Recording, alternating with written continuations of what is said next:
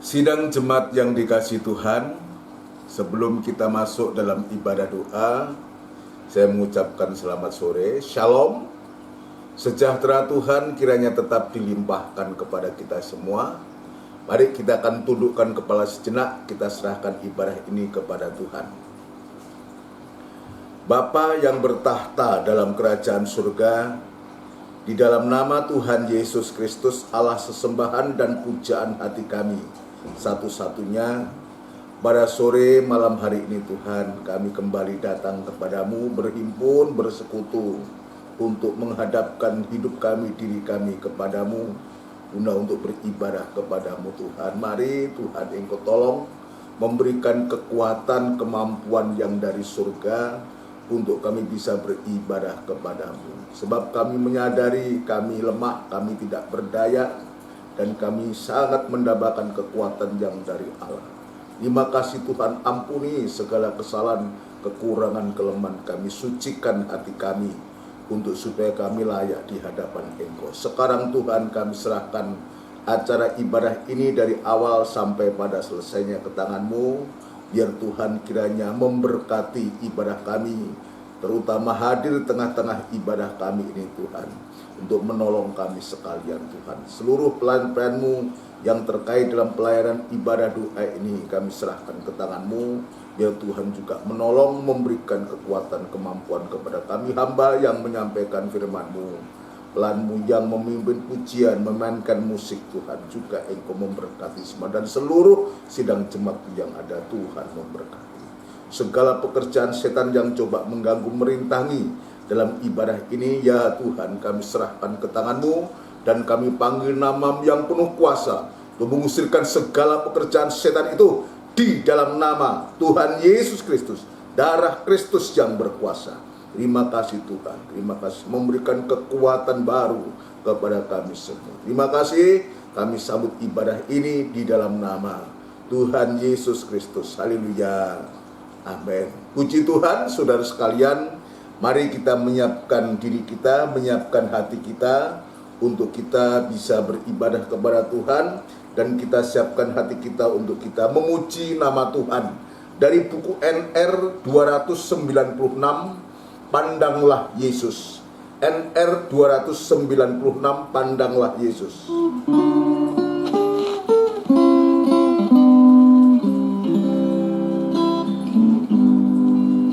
Janganlah kau lihat akan besar bebanmu, janganlah kau takut akan kuatnya lawanmu.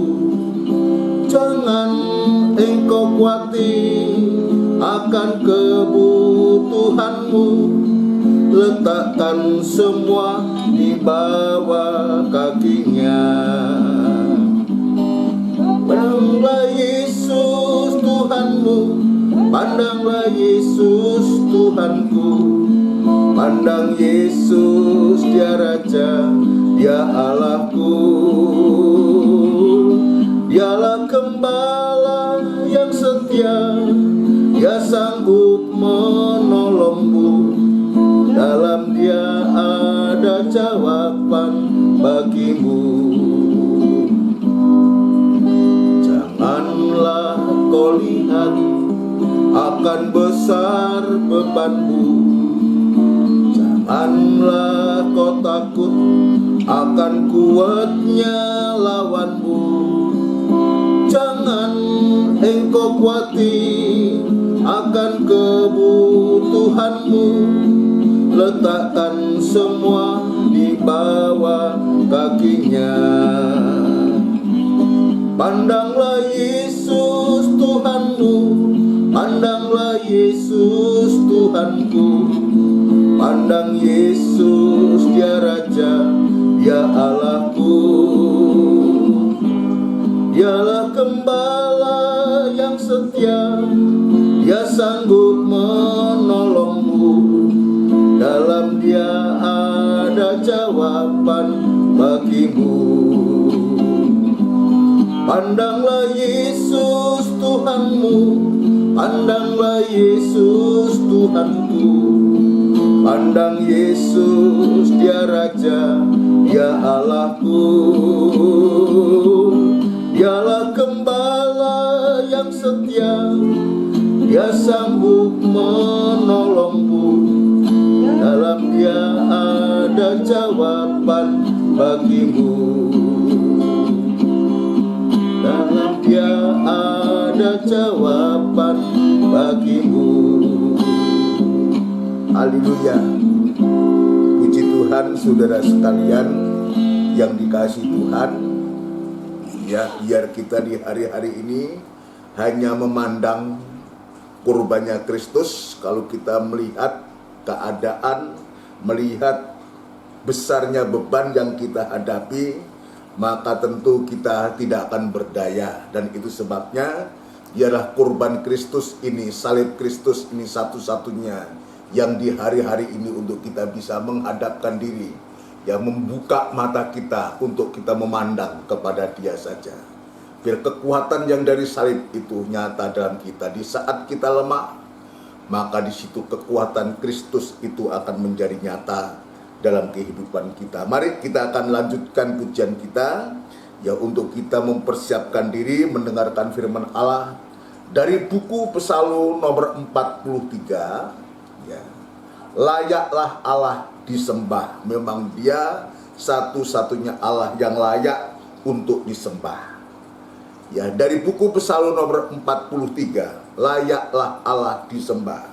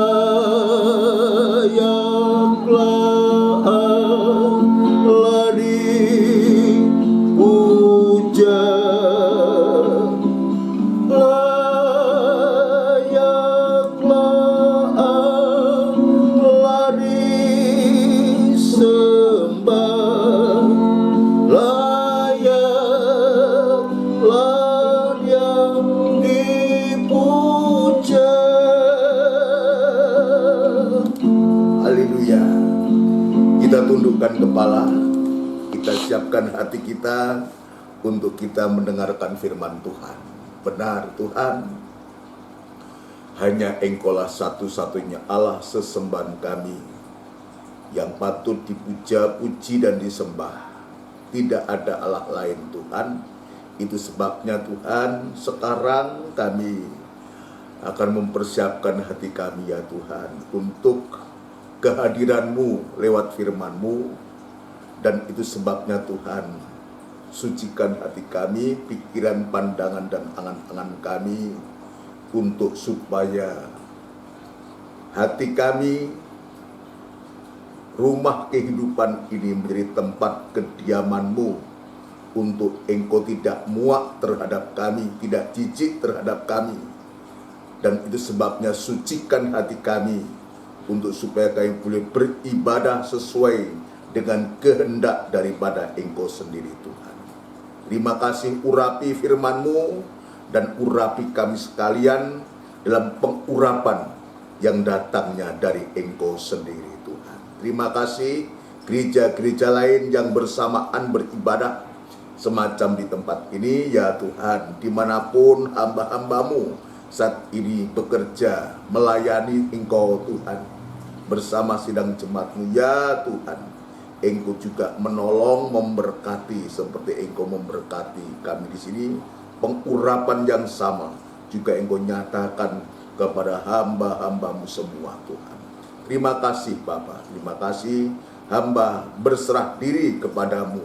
Biar kemurahan dan belas kasihan-Mu tetap Tuhan nyatakan kepada hamba, untuk mampu menyampaikan firman-Mu dengan benar dan murni, sehingga nyata firman-Mu itu boleh mengerjakan kehidupan kami semua, mulai dari hamba sampai seluruh sedang jemaat-Mu, dan kami boleh mengalami pembaharuan yang datangnya dari Engkau sendiri, sampai sewaktu-waktu pembaharuan sempurna itu menjadi nyata dalam kehidupan kami Tuhan.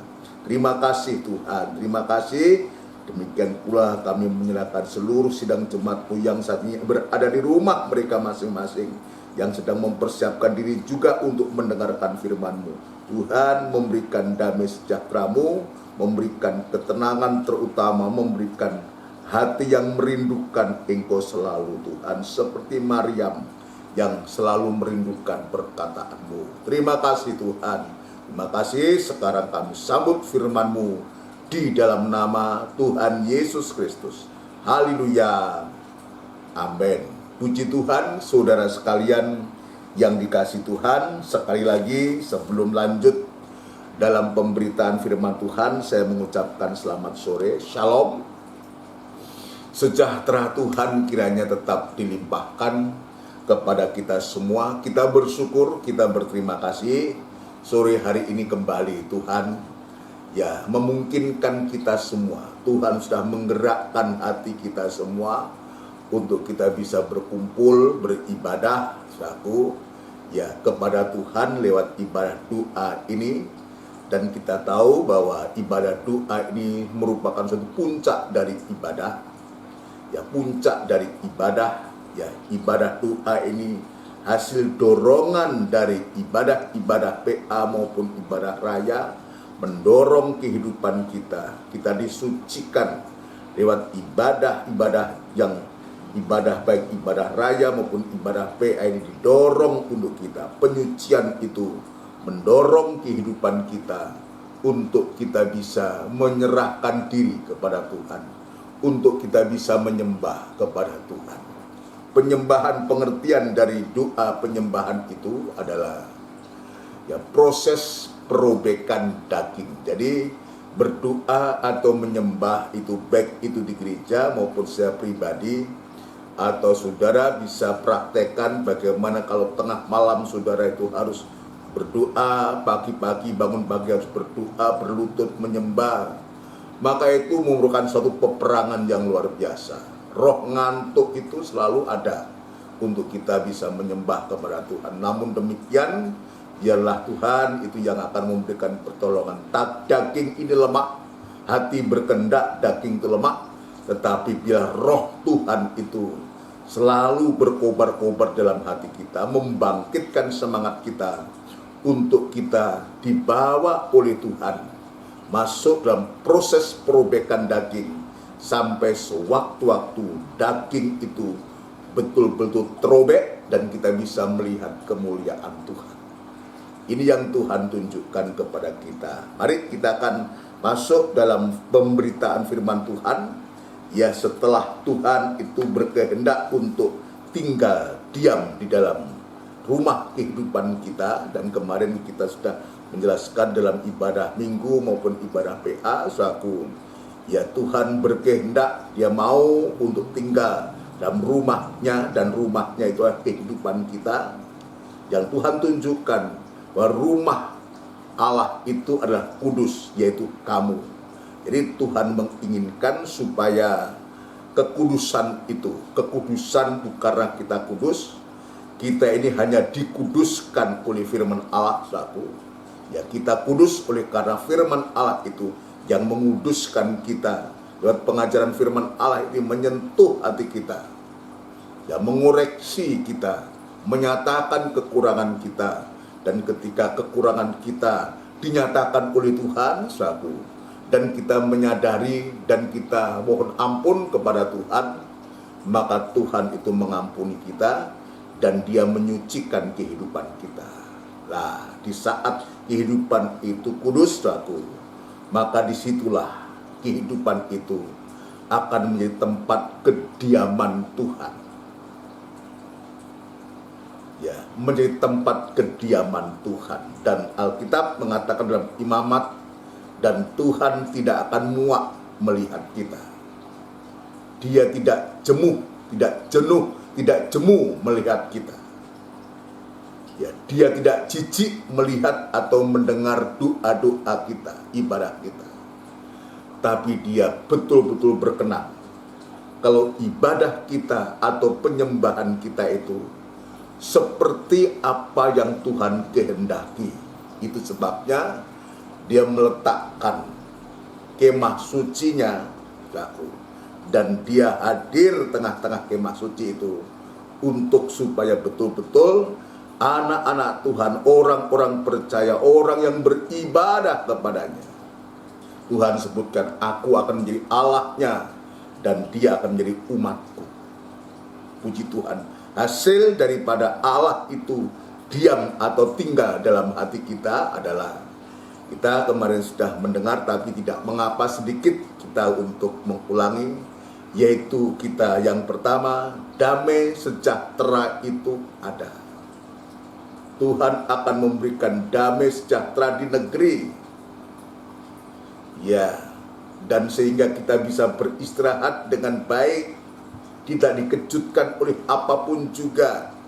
Binatang-binatang buas dilenyapkan, dihalau semua, dan pedang dan tidak ada lagi. Jadi artinya betul-betul kehidupan itu akan mengalami suatu damai sejahtera, dan itu memang yang Tuhan rancangkan kepada kehidupan kita. Dia rindu, sebab Dia mengatakan, ya Dia memberikan ya masa depan yang penuh dengan damai sejahtera, ya memberikan hari yang penuh damai sejahtera. Itu betul-betul itu adalah hasil, ya hasil kalau kehidupan kita itu sungguh-sungguh menjadi tempat kediaman Tuhan. Ya, puji Tuhan. Ini yang pertama, damai sejahtera itu akan dialami, akan dinikmati, akan dirasakan tanpa harus dikejutkan oleh apapun juga, saudara sekalian. Dan yang kedua, kalau Allah itu berdiam dalam kehidupan kita, kalau Allah itu bersama dengan kita, maka yang kedua ini adalah kuasa pertolongan dan kemenangan dari Tuhan atas musuh-musuh atau masalah-masalah yang sedang kita hadapi. Yang kedua ini luar biasa juga, ya bukan hanya damai sejahtera, tetapi juga Tuhan memberikan satu pertolongan, memberikan satu kemenangan, ya atas segala musuh-musuh atau masalah-masalah yang sedang kita hadapi. Kita semua tidak luput dari masalah. Ya, yang namanya orang hidup itu masalah selalu ada.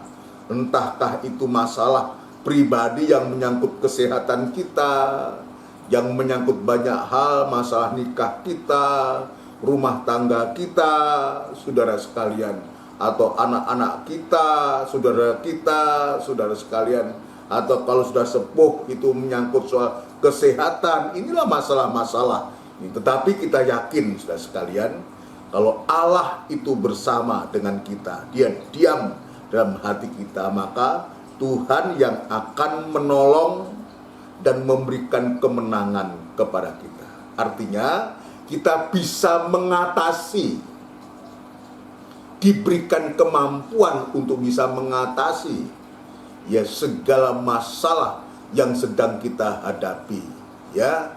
Jadi jangan kita katakan, oh kalau hamba Tuhan nggak ada masalah, siapa bilang? Ya. Kita semua tidak luput, tidak lepas dari segala masalah. Apapun juga yang namanya manusia itu selalu ada masalah. Tetapi saya katakan tadi, Tuhan yang akan memberikan pertolongan dan kemenangan. Artinya Tuhan yang akan memberikan kemampuan kepada kita untuk kita bisa mampu untuk menghadapi segala masalah persoalan yang sedang kita hadapi. Firman Tuhan kemarin mengatakan dalam Roma pasal 8 ayat yang ke-31, saudaraku. Ya, Roma pasal 8 ayat 31. Sebab itu, apakah yang akan kita katakan tentang semuanya itu? Jika Allah di pihak kita, siapakah yang akan melawan kita? Maka jawabannya tentu tidak ada. Sebab dalam 1 Korintus pasal yang ketiga ayat yang ke-16-17, siapa yang merusak bait Allah, maka Tuhan sama dengan dia harus berhadapan dengan Tuhan. Siapa yang akan melawan kita? Kalau kita di pihak Tuhan, kita bersama Tuhan, dan Allah diam dalam hati kita, saudara sekalian, maka sungguh-sungguh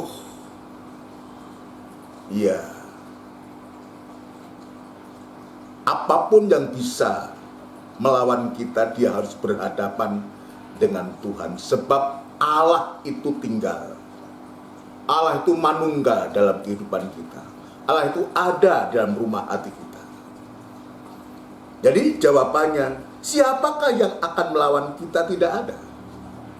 Itulah temanya, saya katakan, kuasa pertolongan dan kemenangan dari Tuhan atas musuh-musuh atau masalah-masalah yang sedang kita hadapi. Tidak ada yang bisa melawan jika Allah itu di pihak kita. Saudara sekalian, itu sebabnya, saudaraku, ini yang Tuhan tunjukkan kepada kita. Kemarin saya sudah memberikan contoh-contoh betapa Tuhan itu, begitu berdaulatnya Tuhan itu untuk bisa menolong, ya, untuk memberikan kemenangan secara ajaib.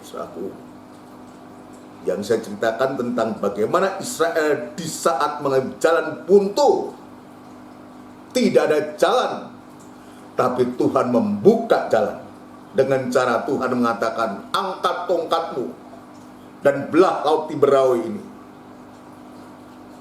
Ketika itu betul-betul terdesak, tapi Tuhan begitu cepat menghadang laju daripada tentara Mesir ini, satu. Dan Tuhan mengadakan kegelapan yang gelap sehingga mereka tidak bisa memandang.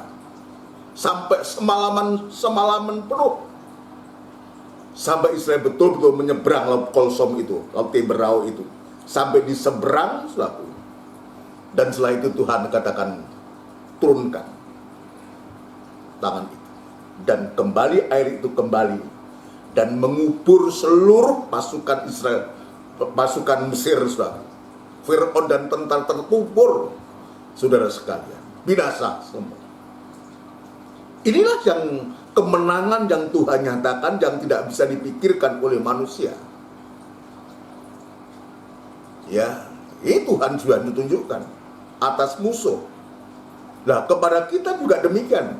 Kemarin dalam perjanjian baru kita juga lihat bagaimana pertolongan Tuhan di saat terjadinya krisis sukacita, krisis anggur dalam pesta di Kana itu.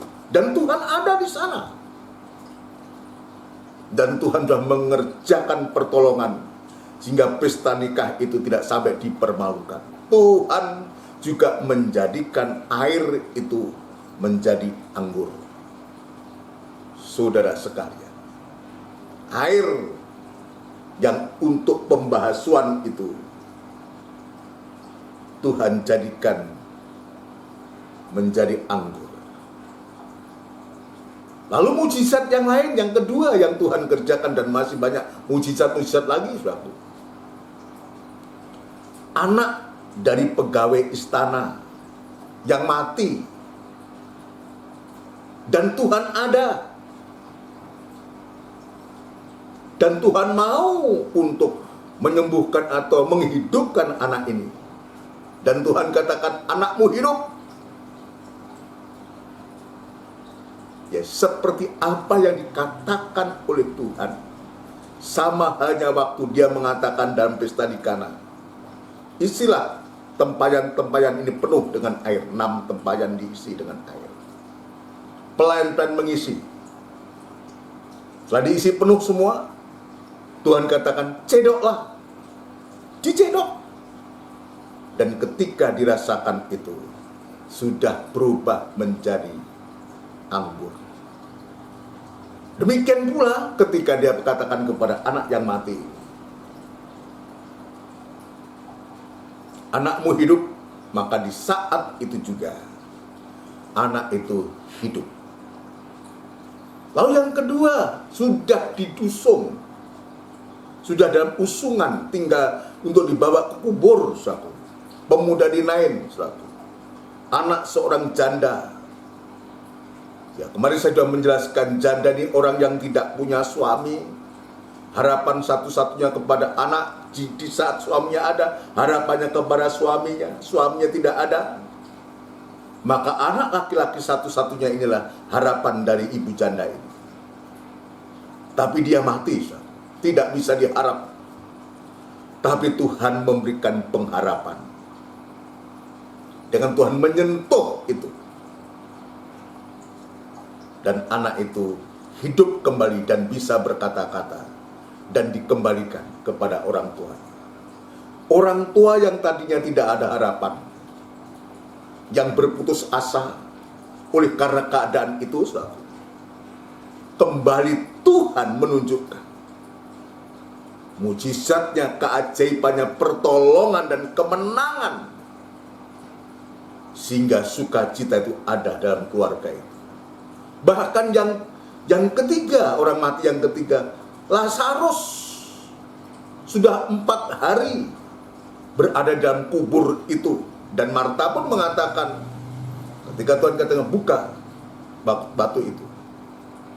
Dan Marta mengatakan, Tuhan sudah 4 hari, dia sudah berbau. Tapi Tuhan meyakinkan sebab dia kebangkitan dan hidup. Dia berkuasa untuk membangkitkan orang yang mati, bahkan yang busuk sekalipun. Pemikiran manusia. Dan Tuhan katakan, Lazarus keluarlah. Dan Lazarus itu keluar dan hidup.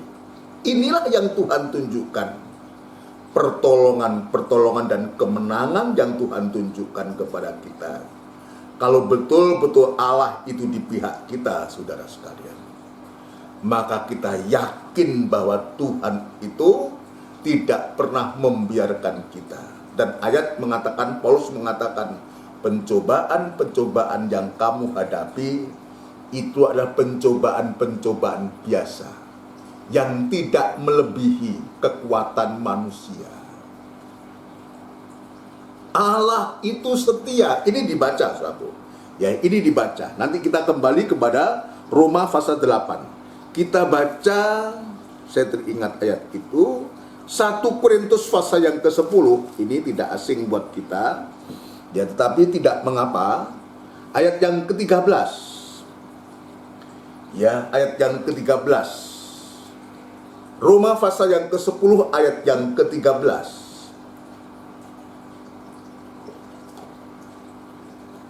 pencobaan-pencobaan yang kamu alami ialah pencobaan-pencobaan biasa yang tidak melebihi kekuatan manusia. Jadi Paulus ini sudah menunjukkan ini. Ya, kenapa? Sebab semua manusia juga menghadapi pencobaan, menghadapi masalah yang sama. Itu sebabnya Paulus mengatakan itu pencobaan biasa yang tidak melebihi kekuatan manusia. Artinya sesungguhnya manusia itu bisa mengatasi pencobaan itu. Tapi dilanjutkan ayat mengatakan, sebab Allah setia dan karena itu ia tidak akan membiarkan kamu dicobai melampaui kekuatanmu. Tuhan juga tahu bahwa kekuatan manusia juga terbatas. Ya, tetapi ayat mengatakan Allah itu setia. Allah tahu kekuatan manusia itu terbatas. Dan itu sebabnya dia katakan, ia tidak membiarkan kamu dicobai melampaui kekuatanmu. Artinya, ketika kita diperhadapkan dengan masalah itu, tetap kita diizinkan untuk kita berusaha untuk mencari jalan keluar, untuk dibawa kepada Tuhan. Jadi kalau Tuhan mengatakan dia tidak membiarkan, bukan berarti ya sudah kita ongkang-ongkang masa bodoh, bukan. Kita tetap berupaya, berusaha.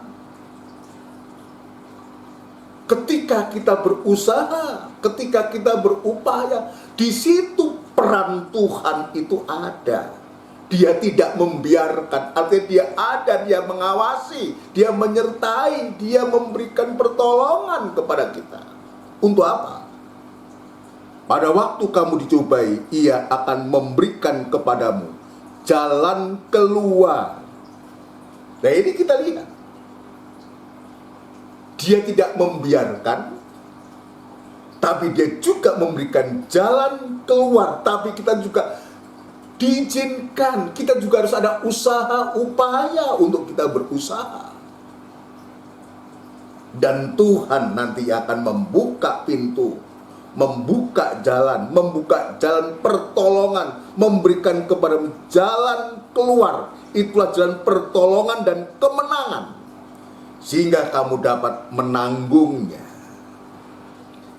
Ya, jadi ini sebetulnya bukan karena kita kuat. Ya, bukan karena kita gagah, bukan karena kita mampu, lalu kita bersombong ria. Karena itu bukan sama sekali. Ini karena penyertaan Tuhan. Dia tidak membiarkan kita. Dia menyertai kita. Dalam Roma tadi dia katakan, ya, jika Allah di pihak kita, siapakah yang akan melawan kita? Karena Allah ada. Dia turut serta. Saudara sekalian, sehingga kita dapat menanggungnya, dapat mengalami suatu kemenangan dan kemenangan. Kenapa demikian, saudara? Sebab Yesus sendiri sudah membuktikan ketika dia di atas kayu salib. Musuh yang terakhir yang dia hadapi adalah maut, dan dia yang berkemenangan. Musuh yang terakhir, maut pun sudah dihadapi. Ya, dan dia menang. Saudara sekalian, dan itu sebabnya dia bisa menolong karena dia juga pernah menghadapi hal itu, pernah dicobai, saudaraku. Ayat lain mengatakan, maka dia juga bisa menolong, memberikan kemenangan orang-orang yang dalam pencobaan, orang yang dalam masalah dan persoalan. Dalam Ibrani, saudaraku, saya teringat Ibrani pasal yang kedua kalau tidak salah ya. Ya, kita lihat, kita akan kita akan melihat betapa Tuhan itu terhadap kita, saudaraku ya, terhadap manusia kita ini. Ibrani pasal yang kedua, ayat yang ke-16. Ya, ayat yang ke-16. Kita akan membaca ayat yang ke-16. Mulai. Sebab sesungguhnya bukan malaikat-malaikat yang ia kasihani, tetapi keturunan Abraham yang ia kasihani. Bukan malaikat. Keturunan Abraham, siapa keturunan Abraham? Ishak dan Yakub, itulah Israel. Lalu kita bagaimana? Kita adalah keturunan Abraham oleh karena iman, oleh karena percaya, maka kita dihisapkan sebagai anak-anak Abraham dalam Galatia 3 ayat 13 dan 14. Kita adalah ya anak-anak Abraham oleh karena iman, oleh karena kita percaya, maka kita dihisapkan dan kita mendapatkan janji yang sama. Saudara sekalian, bukan malaikat yang ia kasihani, tetapi keturunan Abraham yang ia kasihani. Jelas ya. Jadi manusia ini ya, kehidupan kita khususnya anak-anak Abraham ini, kehidupan anak Tuhan yang percaya karena iman ini, perhatikan baik-baik. Saya dan saudara yang dikasihi oleh Tuhan. Tuhan tidak pernah membiarkan kita. Yang penting kita jangan memisahkan diri dengan Tuhan. Jangan mau kita terpisah atau dipisahkan oleh apapun juga. Maka Tuhan pasti menyatakan perlindungan, pembelaan, dan kemenangan-kemenangan yang dahsyat untuk kita semua. Puji Tuhan. Selanjutnya, itulah sebabnya ayat 17, maka dalam segala hal ia harus disamakan dengan saudara-saudaranya, supaya ia menjadi imam besar, ya, yang menaruh belas kasihan dan yang setia kepada Allah untuk mendamaikan dosa seluruh bangsa. Sebab oleh karena ia sendiri telah menderita karena pencobaan. Jadi Yesus itu ada pengalaman secara pribadi. Ya, Bapa memang izinkan hal demikian, saudaraku, untuk memberikan contoh teladan kepada kita, saudaraku. Saya ulangi, sebab oleh karena ia sendiri telah menderita karena pencobaan, maka ia dapat menolong mereka yang dicobai, sanggup untuk memberikan pertolongan dan kemenangan atas segala masalah-masalah yang sedang kita hadapi. Tadi dalam 1 Korintus 10, untuk supaya kita mampu menghadapi. Dia tidak membiarkan kita. Dia memberikan jalan keluar kepada kita. Memberikan pertolongan, kemenangan kepada kita. Untuk kita bisa menghadapi. Karena apa? Dia sendiri. Kenapa dia bisa menolong? Dia pribadi. Ada pengalaman, maka dia juga bisa menolong. Ia dapat menolong mereka yang dicobai. Nah, itu sebabnya kita bersyukur, kita berterima kasih, saudaraku. Ya, kita bersyukur dan berterima kasih kalau Tuhan itu sungguh-sungguh memberikan pertolongan dan kemenangan. Asalkan kita jangan terpisah atau memisahkan diri dengan Tuhan. Jangan kita meninggalkan kasih yang mula-mula. Jangan seperti sidang jemaat Efesus, meninggalkan kasih mula-mula itu sama dengan meninggalkan kurban Kristus. Ya. Maka kita tidak ada kekuatan, kemampuan apa-apa. Ya, jika Allah di pihak kita, siapa yang akan melawan kita? Tidak ada. Asal kita tidak memisahkan diri, tidak meninggalkan kasih yang mula-mula. Kasih yang mula-mula itu ada kurbannya Kristus. Itulah kasih. yang ditandai dengan pengorbanan, yang dibuktikan dengan penyerahan hidup sepenuh. Puji Tuhan. Ini saudaraku untuk melengkapi penjelasan bagian yang kedua, kuasa pertolongan dan kemenangan dan Tuhan atas musuh-musuh dan masalah-masalah yang sedang kita hadapi di hari-hari ini. Sekarang yang ketiga, saya akan tambahkan yang ketiga. Kembali kepada suratan Roma 1 ayat yang ke-32.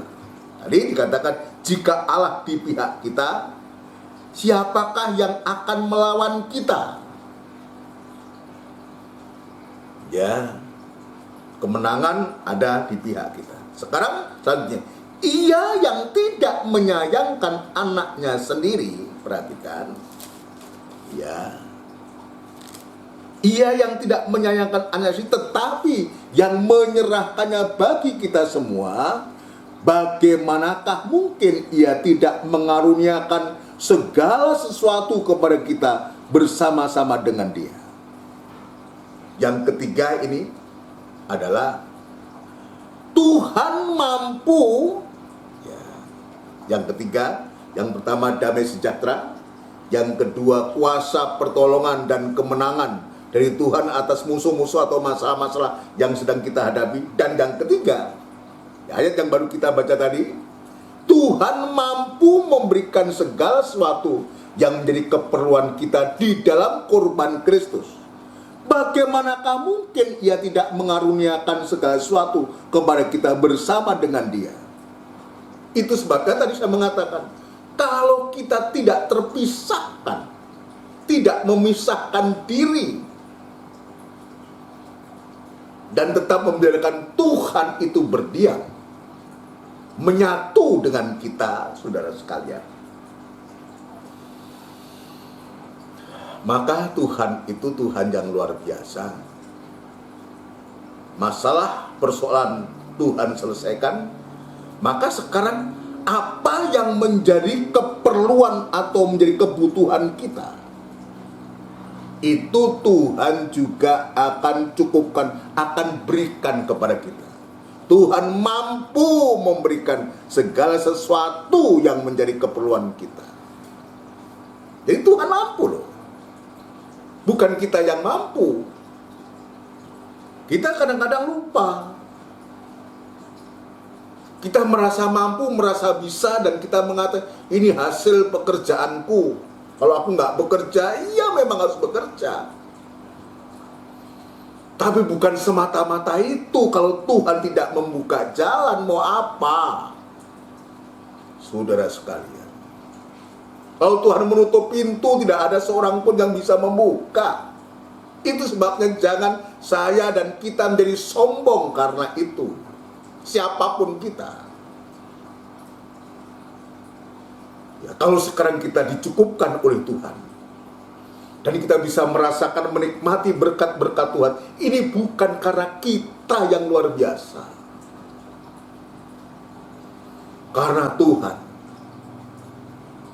Dia katakan, bagaimanakah mungkin ia tidak mengaruniakan atau memberikan segala sesuatu. Jadi Dia yang memberikan itu kepada kita. Dia yang membuka pintu kepada kita.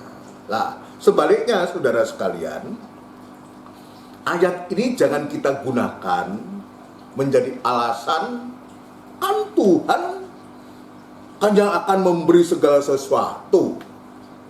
Ya kalau gitu saya nggak usah bikin apa-apa, nggak usah bekerja, nggak usah berusaha, nggak usah apa. Jangan. Tidak begitu pengertiannya ini, sebab tidak begitu. Artinya, sekalipun Tuhan itu yang akan memberikan segala sesuatu, tentu. Sebab ayat itu melengkapi. Kalau kamu nggak bekerja, jangan kamu makan. Ya kan? Kenapa Israel itu diberkati dalam imamat itu? Sampai Tuhan itu menurunkan hujan itu. Karena bangsa Israel dia setia. Ya, dan dia melakukan firman Allah. Perkataan Tuhan itu dipraktekkan, maka Tuhan menurunkan hujan. Ya, menurunkan hujan ya untuk supaya orang Israel itu bercocok tanam. Artinya supaya, jadi Tuhan itu membukakan pintu, membuka cara dengan hujan itu.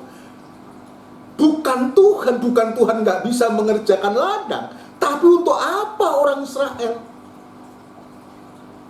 Tujuannya Tuhan menurunkan hujan untuk supaya orang Israel bisa bercocok tanam. Ya, lewat hujan itu maka akan menumbuhkan tumbuh-tumbuhan dan memberikan suatu hasil. Sama dengan kita. Jangan pergunakan alat ini untuk kita menjadi malas, tidak mau bekerja, tidak mau berusaha, tunggu berkatnya Tuhan nanti jatuh dari langit, sak karung duit. Bukan begitu.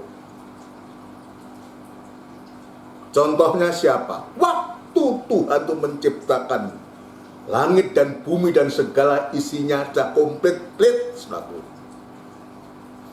Ya, nanti untuk makan manusia apa? Tuhan itu luar biasa. Untuk manusia sendiri, untuk hewan-hewan sendiri. Ya, untuk manusia ya buah yang berbiji, untuk hewan tumbuh-tumbuhan hijau.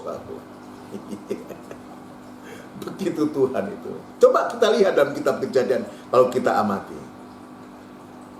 Ketika semua itu sudah komplit, pepek semua, baru Tuhan mengambil manusia itu, ya, dibawa ke Taman Eden untuk apa?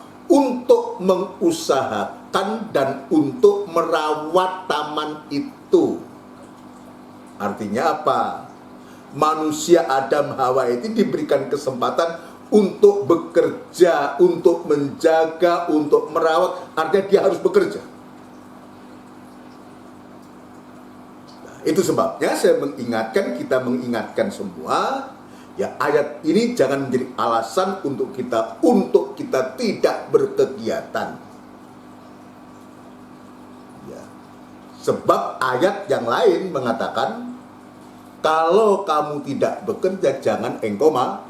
Nah, kalau kita tidak mau ada kegiatan rohani tidak, kegiatan jasmani tidak, cuma kita menunggu ya berkat yang jatuh dari langit, saudaraku. Bagaimana Tuhan mau memberkati? Justru di saat kita bekerja itu, maka kesempatan untuk Tuhan memberkati pekerjaan kita. Ya, saya oleh kemurahan Tuhan, saya betul-betul belajar, saudaraku. Ya, ketika saya muda, umur 18 tahun, saya di Johor bersama teman-teman semua. 18 tahun. Ya, orang masih seneng dolan itu, keluyuran kemana-mana. Tapi saya sudah ada di Johor, dididik untuk bekerja. Siang, malam, sewaktu-waktu kita bekerja. Terus bekerja. Tadinya tidak tahu apa-apa. Dan akhirnya melihat kakak-kakak pengerja, teman-teman yang lain bisa kita belajar. Dan akhirnya apa? Semua kita bisa mengerjakan. Dan Tuhan tambahkan.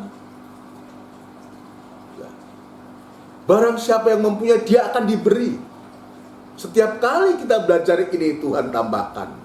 Belajar itu Tuhan tambahkan. Jadi siapa yang mempunyai, dia akan diberi. Semakin kita bekerja, semakin kita belajar, semakin Tuhan beri.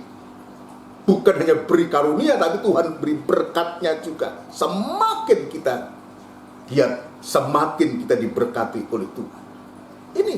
Itu sebabnya tadi saya mengatakan, ya, ada ayat yang mengatakan jangan kita tidak bekerja. Kalau kamu tidak bekerja, maka jangan kamu makan. Ini dalam 2 Tesalonika pasal yang ketiga, ayat yang ke-7 itu jelas disebutkan.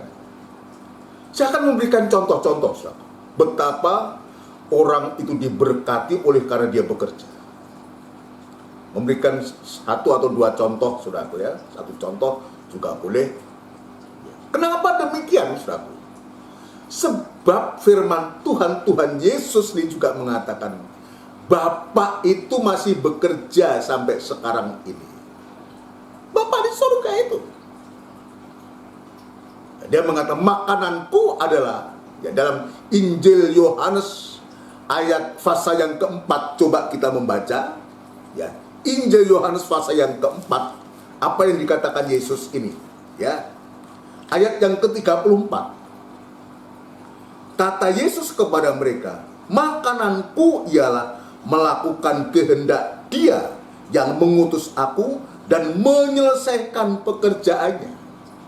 Jadi Tuhan Yesus pun Dia bekerja untuk menyelesaikan pekerjaannya yang besar. Kenapa demikian? Karena Bapa itu juga bekerja sampai sekarang. Coba Injil Yohanes pasal yang kelima ayat yang ke-17. Ya. Pasal 5 ayat 17. Tetapi Ia berkata kepada mereka, Bapakku bekerja sampai sekarang, maka aku pun bekerja juga. Jadi keliru kalau kita menggunakan ayat dalam Roma 8 tadi dengan salah. Lalu kita hanya tidak mau ada kegiatan, cuma kita mengharapkan. Keliru. Tuhan akan memberikan. Dia akan memberikan segala sesuatu kepada kita bersama dengan Dia. Artinya kita harus tetap dalam kegiatan kita. Apapun kegiatan kita, maka di situ Tuhan akan menurunkan berkat, akan memberkati kehidupan kita. Contoh, saya nggak usah menceritakan ya, tapi ketika Yusuf di keluarga Potifar,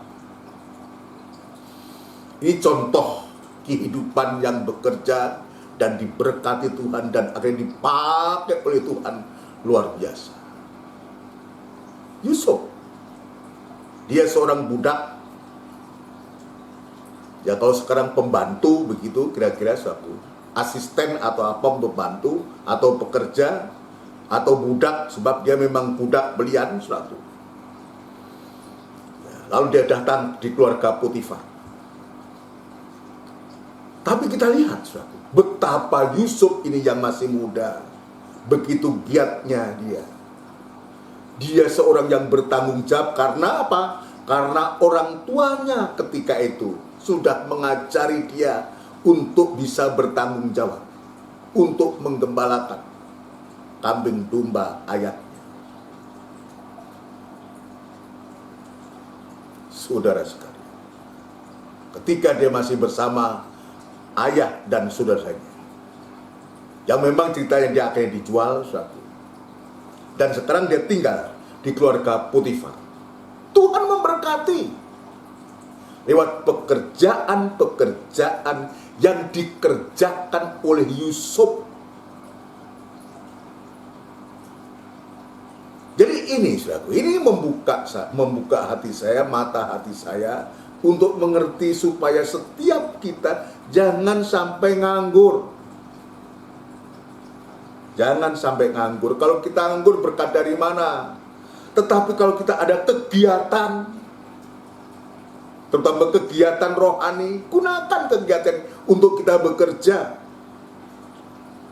Pekerjaan rohani, pelayanan, pekerjaan Tuhan, pekerjaan-pekerjaan yang Tuhan percayakan kepada kita. Ayo kita tekuni itu berkat dari Tuhan, kepercayaan Tuhan itu, berkat dari Tuhan itu. Mungkin kecil pemandangan kita atau pemandangan orang, tapi kalau pekerjaan itu kita kerjakan dengan hati yang penuh dengan syukur, itu sungguh-sungguh akan memberikan dampak yang luar biasa. Kami waktu dari pengerja sudah diajar, setiap ada pekerjaan, ya berat, ringan, atau apa, kita selalu diajar, ya om. Saya ada pengalaman, tengah malam orang sudah tidur, Saya pun juga tertidur, sudah tidur, dibangun. Thomas, bangun. Ini mobilnya sudah datang. Tengah malam ini.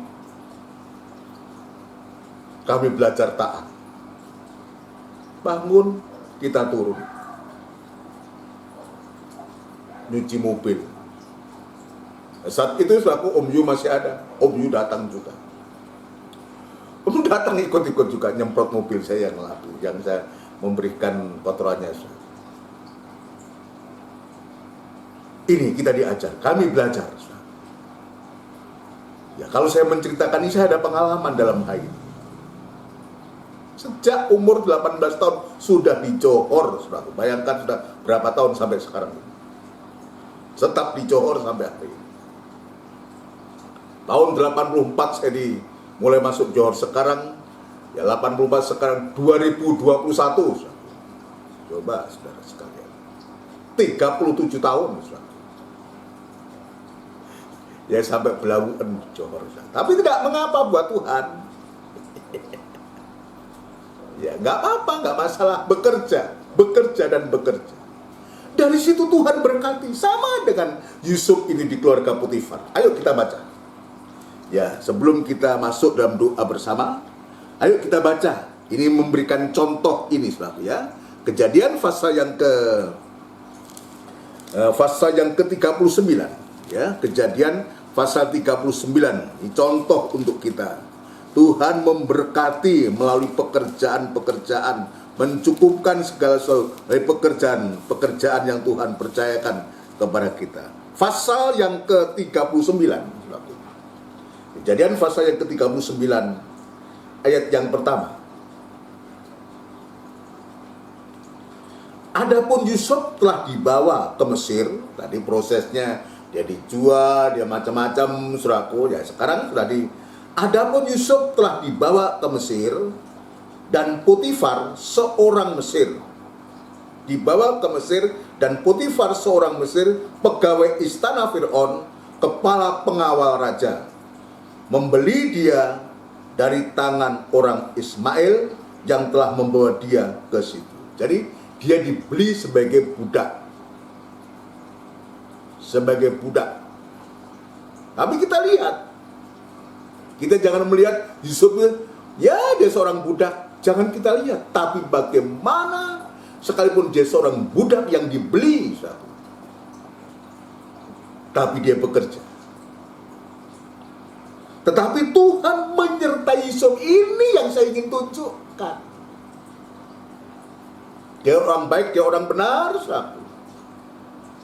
sekalipun dia sudah di Pulau Soro oleh saudara-saudaranya, tapi kita lihat firman Tuhan yang menyatakan, tetapi Tuhan menyertai Yusuf. Artinya Tuhan bersama Yusuf.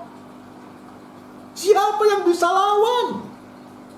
Sekalipun dia hanya seorang budak, seorang kecil, orang tidak memandang, tetapi kalau penyertaan Tuhan itu ada.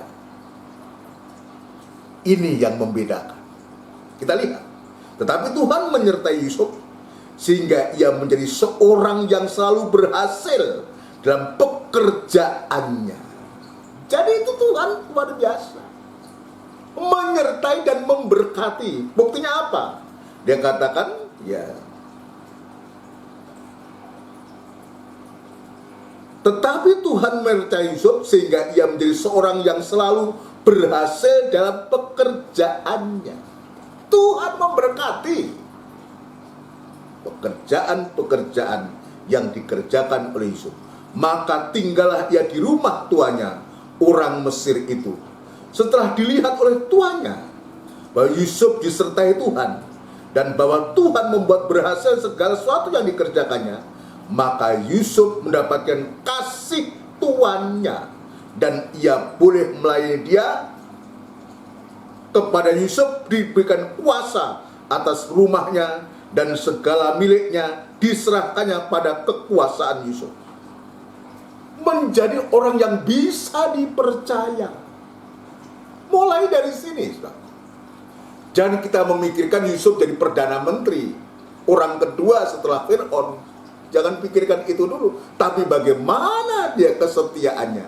dan mengerjakan pekerjaan-pekerjaan mulai di rumah keluarga Potifar yang akhirnya nanti difitnah dia dan harus dipenjara dia. Tapi justru di situ penyertaan Tuhan itu kepada Yusuf, dan akhirnya justru di penjara itu Tuhan angkat dia tinggi-tinggi ketika dia bisa menjelaskan mimpi daripada Fir'aun itu. Nubuatan tentang 7 masa kelimpahan dan 7 masa kelaparan yang akan terjadi.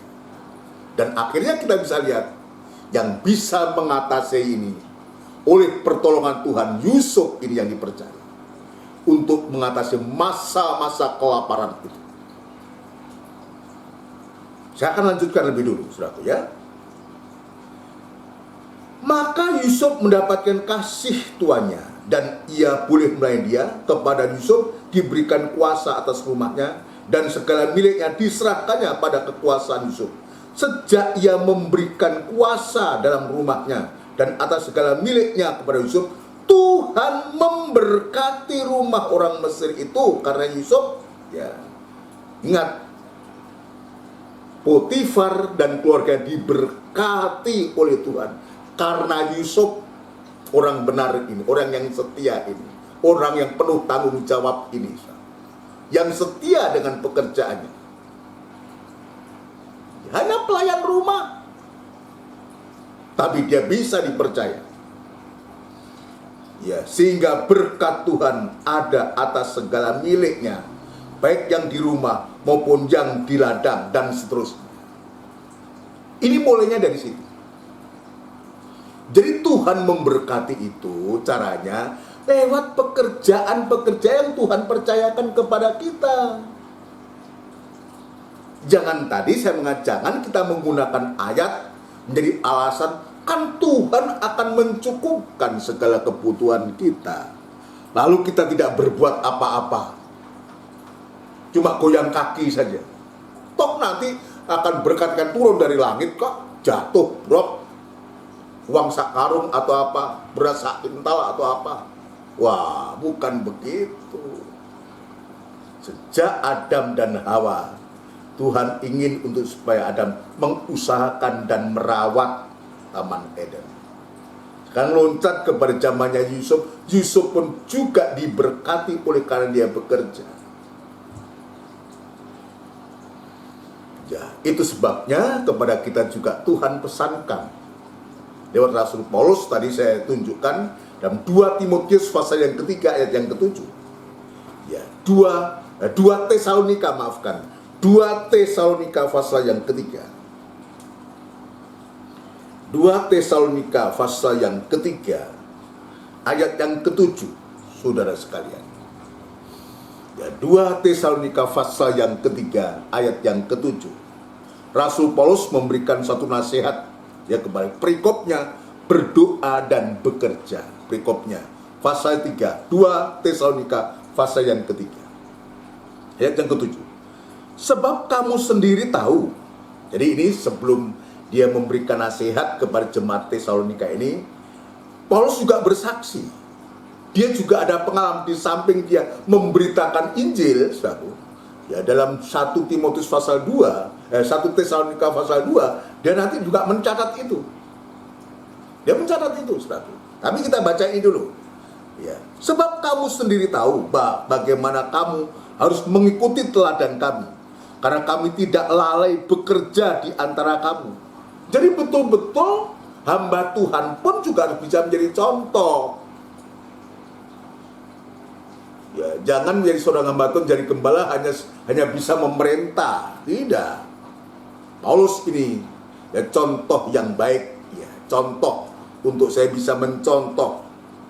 Ya, sehingga apa? Dia tidak membebani, tidak menyusahkan jemaat Tesalonika. Saya ulangi, saudaraku. Bagaimana kamu harus mengikuti teladan kami? Karena kami tidak lalai bekerja di antara kamu, dan tidak makan roti orang dengan percuma. Tetapi kami berusaha dan berjerih payah siang malam, supaya jangan menjadi beban bagi siapapun di antara kamu. Ini betul-betul luar biasa. Ini yang patut dicontoh. Ya, tidak membebani. Karena masing-masing ada satu pekerjaan yang kalau kita bekerja dengan sungguh-sungguh, buat pekerjaan itu kita diberkati Tuhan, tidak menjadi beban. Anak tidak menjadi beban orang tua. Saudara tidak membebani saudaranya. Ya, jemaat tidak membebani gembalanya. Gembala juga demikian tidak membebani jemaatnya. Karena apa? Masing-masing ada kegiatan dan masing-masing Tuhan berikan berkat sesuai dengan kadar masing-masing. Ya, ini Tuhan tunjukkan supaya jangan menjadi beban bagi siapapun di antara kamu. Coba ini kita buka mata kita. Artinya setiap kita, kalau kita mau diberkati Tuhan, kita harus bergeraklah, harus bekerjalah. Ya, kita harus bekerja. Tuhan masih memberikan kekuatan. Apa yang memberikan kekuatan, memberikan kesehatan, memberikan akal budi, apapun juga, ayo kita kerjakan. Jangan kita malu, gengsi. Ya, saya tertarik kalau dengan orang-orang yang, waduh dia gigih, biar itu sudah kayak saya melihat kalau di jalan itu, kayak jual pentol itu loh, tapi larisnya bukan main. Kadang-kadang saya pikir itu benar tak ngitungnya itu terlalu cepat saja. Ya ini kelakar saya saudara ya. Benar ngitung ini kira-kira itu. Jangan-jangan hitungnya terus tapi ini nggak masuk saudara. Ya. Tapi kita lihat usaha mereka itu, berjuang mereka. Atau mungkin hanya jual es ting-ting itu yang menurut pemandangan orang itu hina. Tidak. Tuhan bisa memberkati lewat jalan itu. Apapun yang kita kerjakan, kalau kita kerjakan dengan sungguh-sungguh seperti Yusuf di rumah Potifar ini, dia bisa dipercaya dan diberkati Tuhan pekerjaannya.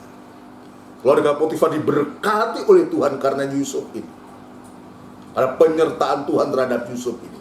Ini nasihatnya kepada kita, supaya jangan menjadi beban bagi siapapun di antara kamu. Bukan karena kami tidak berhak untuk itu. Paulus sebagai hamba Tuhan, dia berhak untuk bisa mendapatkan itu. Mendapatkan pemberian, persembahan, ya bukan pemberian, persembahan dari jemaat. Dia berhak. Karena dia mengajar, karena dia memberitakan firman Tuhan, dia hamba Tuhan.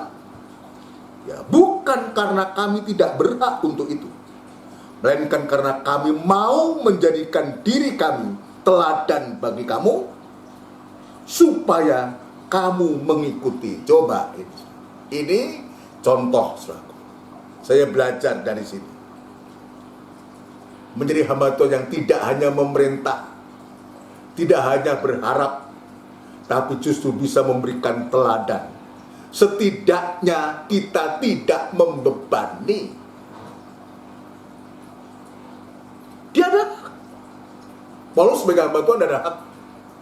Seorang gembala punya hak. Ada hak untuk bisa menyatakan itu kepada jemaat. Kenapa? Karena dia mengajar. Karena ada ayat mengatakan, saudaraku. Ya saya tambahkan sedikit, mumpung eling, saudaraku. Mumpung ingat. Kenapa saya katakan tidak ada hak, saudara? Galatia pasal yang ke-6, saudara. Ayat yang ke-5 dan ke-6, perhatikan. Sebab tiap-tiap orang akan memikul tanggungannya sendiri. Dan baiklah dia yang menerima pengajaran dalam firman dari jemaat, membagi segala sesuatu yang ada padanya dengan orang yang memberikan pengajaran itu. Itu sebabnya dalam Tesalonika Paulus mengatakan ada hak,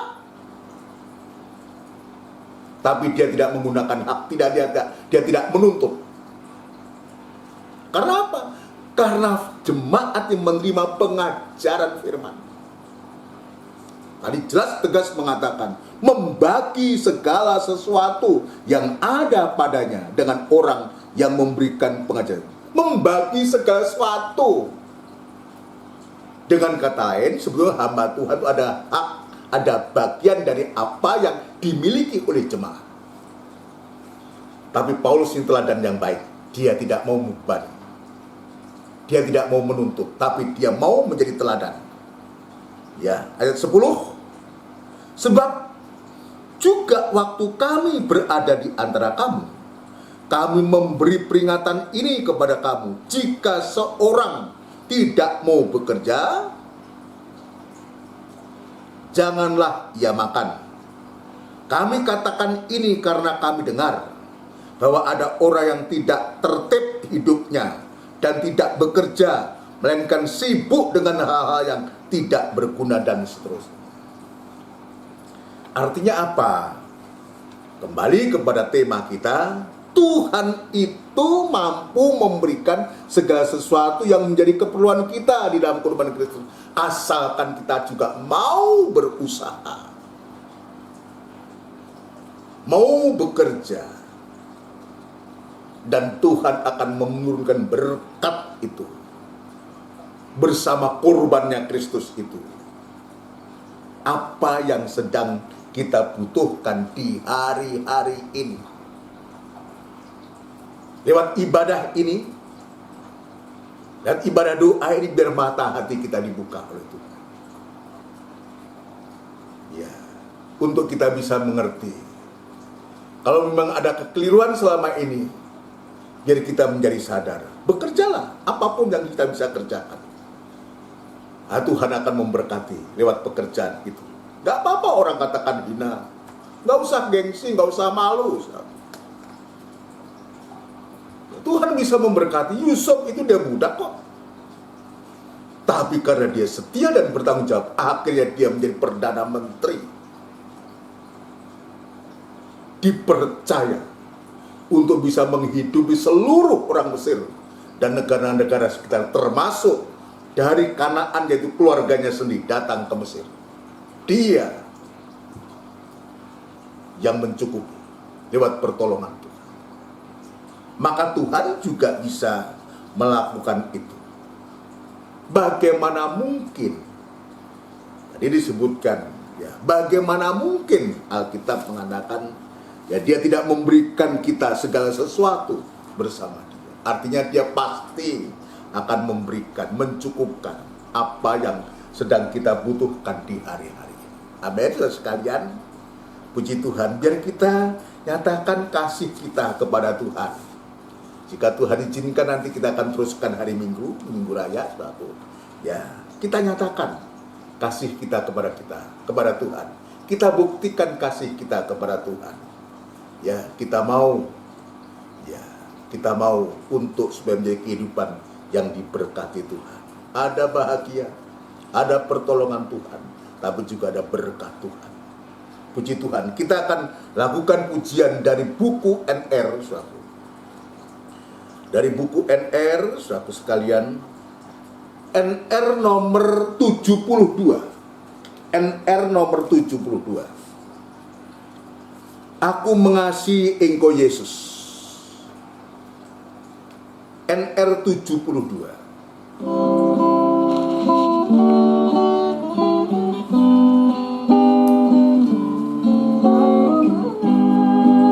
Sihi Engkau Yesus dengan segenap hatiku. Aku mengasihi Engkau Yesus dengan segenap jiwaku.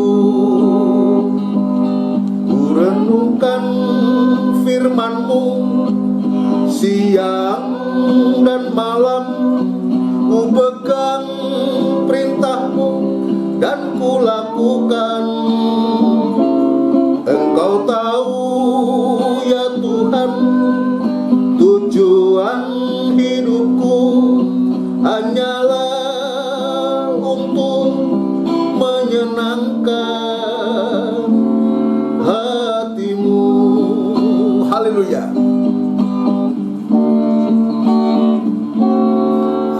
mengasihi Engkau Yesus dengan segenap hatiku. Aku mengasihi Engkau Yesus dengan segenap jiwaku. Ku renungkan firman-Mu siang dan malam, ku pegang perintah-Mu dan ku lakukan. Engkau tahu ya Tuhan, tujuan hidupku hanyalah untuk menyenangkan hati-Mu. Kita tundukkan kepala. Kita tundukkan kepala, kita datang kepada Tuhan. Biar kita tunjukkan kasih kita kepada Tuhan, oleh karena Dia sudah lebih dulu mengasihi kita. Sungguh Tuhan, pada sore malam hari ini kami sangat diberkati oleh Tuhan.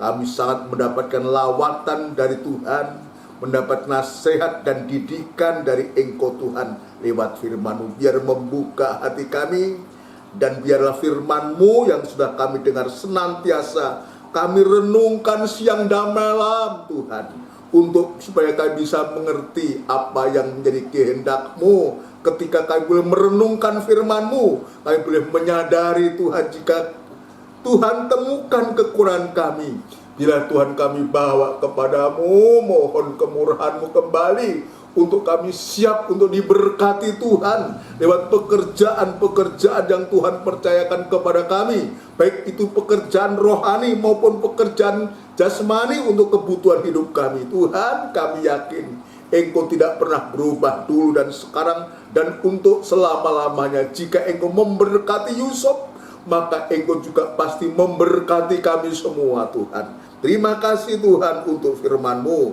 untuk lawatan-Mu, untuk perhatian-Mu. Biarlah Tuhan kami senantiasa mengasihi Engkau lebih daripada yang lain, suka dan senang rindu untuk bisa menyembah kepada Engkau Tuhan.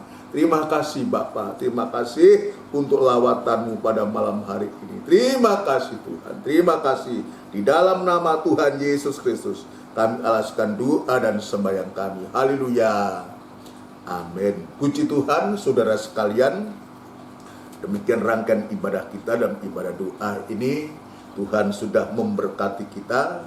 Biar berkat itu tetap dalam hati kita dan menjadi berkat bagi orang lain. Jadwal ibadah kita, saat nanti kita akan kembali pada hari Minggu Raya tanggal 28, saudaraku. Ini merupakan ibadah raya kita yang akan dimulai jam 5:30 sore tepat, saudaraku, lewat siaran tunda.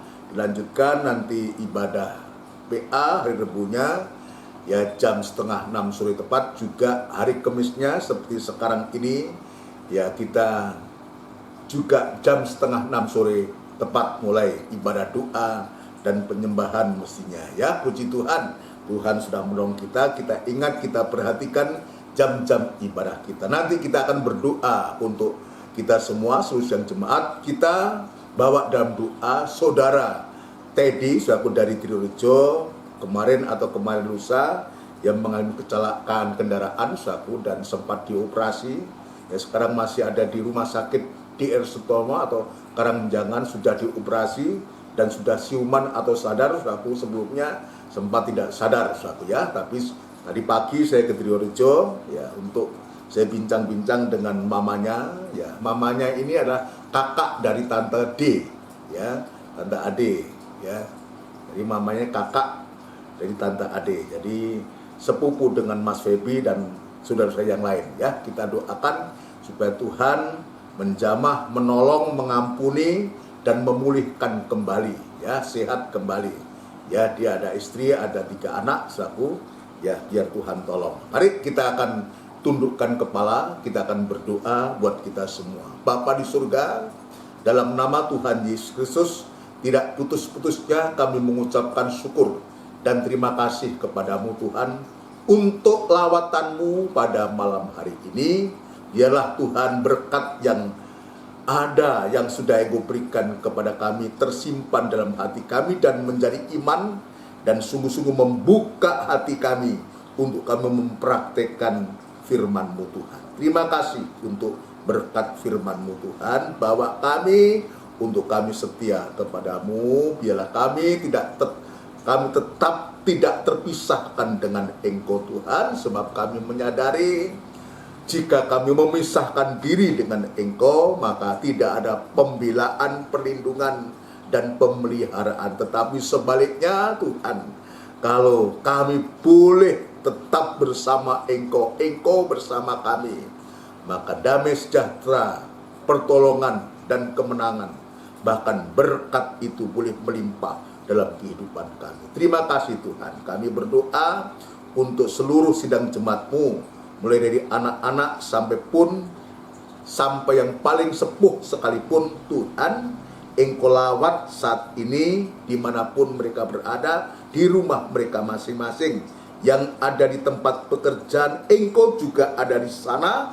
Engkau juga melawat saudara kami, sidang jemaat-Mu semua, ladang pekerjaan, dimanapun mereka berada Tuhan. Terima kasih Tuhan, terima kasih, tetap memberikan kesehatan, kekuatan yang datangnya dari Engkau, dan turunkan berkat-Mu Tuhan. Hari nikah, rumah tangga, usaha pekerjaannya, sampai juga ibadah pelayannya, Tuhan memberkati. Saudara-saudara kami yang belum bekerja atau mencari pekerjaan, Tuhan buka jalan. Yang merintis pekerjaan baru, Tuhan juga membuka jalan. Yang sudah bekerja di kota, di luar kota, di luar pulau, Tuhan juga ada di sana dan memberkati semua. Terima kasih. Yang kuat, yang lemah Tuhan kuatkan, yang sakit Tuhan jamah dan sembuhkan. Khusus kepada saudara Teddy, ya Tuhan, yang saat ini setelah operasi dan pemulihan, Tuhan kami serahkan ke tangan-Mu. Jika Tuhan temukan salah dan dosa, Tuhan ampuni dan sucikan dengan kuasa darah-Mu. Dan Tuhan pakai para dokter, alat, dan obat-obat yang digunakan untuk proses pemulihan sampai kesembuhan. Bagi-Mu tidak ada barang yang mustahil Tuhan. Dan segala pekerjaan setan dan bentuk apapun juga yang bisa menggoyahkan iman daripada anak-anak-Mu, Tuhan sehati panggil nama-Mu yang penuh kuasa untuk mengusirkan segala pekerjaan setan di dalam nama Tuhan Yesus Kristus, darah Kristus yang berkuasa. Terima kasih Tuhan. Terima kasih Tuhan, terima kasih. Terima kasih ibadah-ibadah yang Engkau sudah sediakan kepada kami, biar kami juga belajar untuk menekuninya. Di saat itulah Tuhan, sesungguhnya Engkau menurunkan berkat-Mu atas kami semua Tuhan. Terima kasih Tuhan, berikan ketekunan kepada kami semua. Sidang jemaat, pelayan-pelayan, imam-imam-Mu semua, dimanapun saat ini berada di rumah mereka masing-masing, Tuhan turunkan berkat-Mu. Bangsa dan negara kami, Republik Indonesia yang kami cinta, ya Tuhan, balik kami serahkan ke tangan-Mu. Biar kiranya Tuhan menolong bangsa kami ini, memakai para pemimpin kami, Bapak Presiden, Wakil Presiden, jajaran menteri yang ada, pejabat tinggi negara, di pusat sampai pun di daerah. Tuhan memberkati, memberikan kekuatan, kemampuan, hikmat, akal budi untuk memimpin bangsa kami ini Tuhan.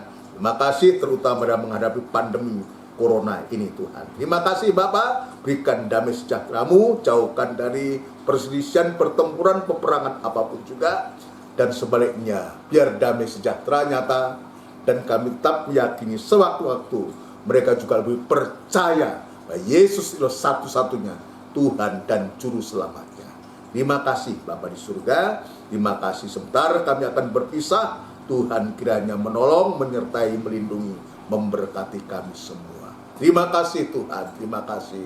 Saudaraku yang kekasih, biarlah rahmat, anugerah, cinta yang besar yang datangnya dari Allah Bapa, Sang Putra, dan Roh Kudus, yang sepenuhnya di dalam nama Tuhan Yesus Kristus memberkati kami sekalian saat ini sampai Maranatha, Yesus datang yang kedua kali.